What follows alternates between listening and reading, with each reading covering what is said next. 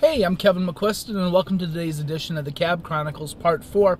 Thought today we'd talk about drugs, not my consumption of them in my youth, but the kind of drug traffic, the drug trade that cab drivers encounter. I used to drive the night shift when I first started driving a cab about 7-8 years ago, and the overnight shift.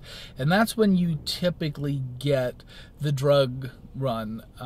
Somebody will call from the suburbs, and it'll be what's called a wait and return. You'll drive them into a neighborhood that you wouldn't typically go into at 2 o'clock in the morning, say 54th and Master in West Philly or Kensington, and one of the bad areas, and the person would run into the house and then run back out, and you'd drive them back into the back to the suburbs. I had a guy who was a CEO of a corporation who I would pick up from his estate in Gladwin, typically about 2 or 3 in the morning, drive him down to West Philly, down into the hood, and he would throw me a 50 to hold me there and would say, "Don't leave me here." And then I just have to run inside for a second. And then he'd go in, and typically 10, 15, 20 minutes later, he'd come back out. And, and I knew he was copping. He was picking up heroin, and then I would drive him back out to Gladwin, back out to his mansion, and where he would not only pay the fare, but tip me really well again. So it's kind of at the driver's discretion whether you want to do that or not. There are drivers that the second they know it's a drug run, they refuse to do it. There's drivers who know that typically the guys that do drug runs will tip you fairly well. So it's kind of up to you. There's guys that will get during the day where they're just going to buy crack, and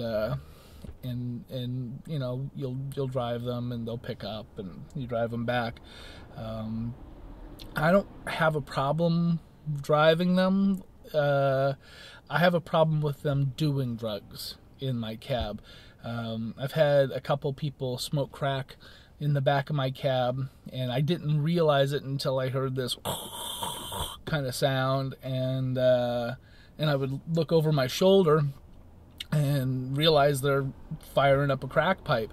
And that stuff really permeates a confined space, and it will mess you up as an occupant in the car. So I don't like people smoking crack. I mean, I get college kids smoking weed in the back seat, and that's fine. To me, weed's not a drug. Weed's just weed. But in the words of Cat Williams, a drug is something you actually have to do something to, mix it with baking soda and water. I don't know the recipe, but, you have to do stuff to it. So, yeah, the drug trade is heroin. Heroin seems to be on the rise. I went out with a girl a couple months ago that my roommate Nessa calls Heroin Girl, because she had confided in me that she only snorted heroin. I mean, she didn't like needles, and anytime she'd shot up, somebody had to shoot her up for her. So, yeah, I don't go out with her anymore. And I know that in my neighborhood in East Falls, weed is a pretty plentiful commodity. In fact, I think is a sign of the economy right now. One of the local kids had told me that they were running a special that you can buy nickel bags and dime bags, $5 or $10 for a little bag of weed. They were running a special. You could get 3 nicks for $12. So I guess that's a sign of the economy.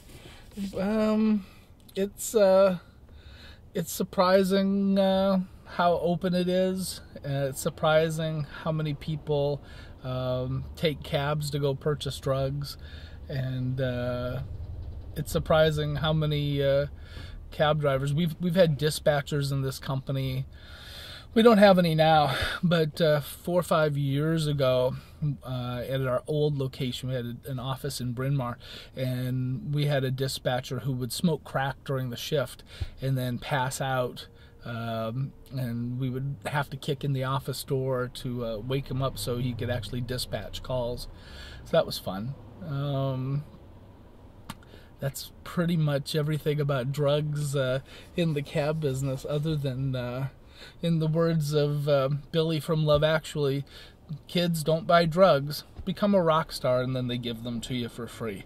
So anyway, thanks for watching again today. I'm Kevin McQuiston, and this is the Cab Chronicles.